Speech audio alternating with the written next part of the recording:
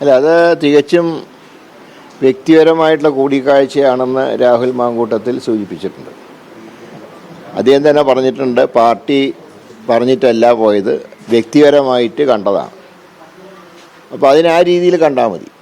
അതല്ലാതെ ഏതെങ്കിലും ദൗത്യം നിർവഹിക്കാൻ വേണ്ടി പോയതല്ല എന്ന് മാങ്കൂട്ടത്തിൽ തന്നെ പറഞ്ഞ സ്ഥിതിക്ക് ആ കൂടിക്കാഴ്ച ഒരു വിവാദമാക്കേണ്ട കാര്യമൊന്നുമില്ല. മാത്രമല്ല, 5 തീയതി വരെ സമയമുണ്ടല്ലോ, വിഡ്രോവൽ ടൈം. അൻവറിന് അദ്ദേഹത്തിൻ്റെ നിലപാട് പുനഃപരിശോധിക്കാൻ ധാരാളം സമയമുണ്ട്. അതുകൊണ്ട് തന്നെ ആ കാര്യം വ്യക്തിപരമായി സംസാരിക്കാൻ വേണ്ടി മാത്രമാണ് രാഹുൽ അദ്ദേഹത്തിനെ സന്ദർശിച്ചത്. അതിനൊരു തെറ്റായിട്ട് ഞാൻ കാണുന്നില്ല.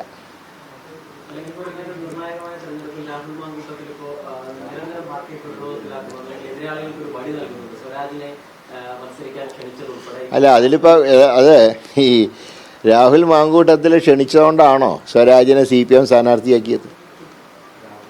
അങ്ങനെയാണെങ്കിൽ രാഹുൽ മാങ്കൂട്ടത്തിൽ പറയുകയാണ് സ്വരാജിനെ പിൻവലിക്കണം എന്ന് പറഞ്ഞാൽ നാളെ പിൻവലിക്കുമോ? ഇല്ലല്ലോ. ഇതൊക്കെ നേരത്തെ തീരുമാനിച്ചാണ് സ്വരാജിനെ. രാഹുൽ മാങ്കൂട്ടത്തിലൊരു പോസ്റ്റ് ഇട്ടപ്പോൾ അതുകൊണ്ട് സ്വരാജ് വന്നു എന്ന് പറയാൻ അത്രയ്ക്ക് മണ്ടന്മാരൊന്നും അല്ലല്ലോ CPMൻ്റെ നേതാക്കന്മാർ. അവർ നേരത്തെ തീരുമാനിച്ച കാര്യമാണ്. അപ്പോൾ അത് ഇതുമായിട്ട് ബന്ധമൊന്നുമില്ല.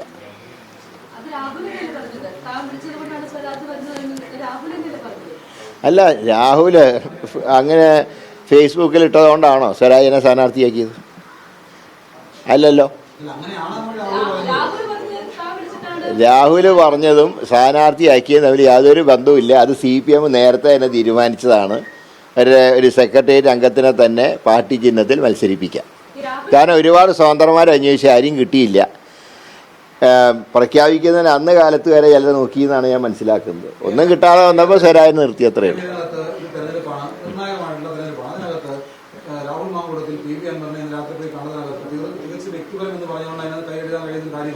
പിന്നെന്താ ചെയ്യേണ്ടത്? അങ്ങനെയൊന്നുമല്ല. ഞാൻ പറയാം, അൻവർ പിണറായി സത്തിനെതിരെ പോരാടുന്ന ഒരാളാണ്. ആ നിലയ്ക്ക് UDFനോടൊപ്പം നിൽക്കണം എന്ന് വ്യക്തിപരമായി രാഹുൽ മാങ്കൂട്ടത്തിൽ പോയി അദ്ദേഹത്തിനോട് പറഞ്ഞു. അത്രേ ഉണ്ടായിട്ടുള്ളൂ. അതായത് ആശയങ്ങൾ രണ്ടു കൂട്ടരിലൊന്നാണല്ലോ. അപ്പം അങ്ങനെയുള്ളവർ പരസ്പരം മത്സരിക്കരുത് എന്നുള്ള ഒരു വ്യക്തിപരമായിട്ടുള്ള അഭിപ്രായം മാത്രമാണ് രാഹുൽ മാങ്കൂട്ടത്തിൽ പ്രകടിപ്പിച്ചത്.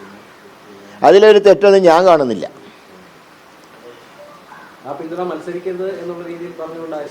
എങ്ങനെ? അതുകൊണ്ടാണ് അദ്ദേഹം പറഞ്ഞു കാണും, ചിലപ്പോൾ മത്സരിക്കരുത്, നിങ്ങൾ സഹകരിക്കണം എന്ന് പറഞ്ഞു കാണും. അത് വ്യക്തിപരമായിട്ടുള്ള കാര്യം മാത്രമാണ്. ഒരു സുഹൃത്തിനെ കണ്ടു എന്നുള്ള നിലയ്ക്ക് മാത്രം അതിനെ കണ്ടാൽ മതി.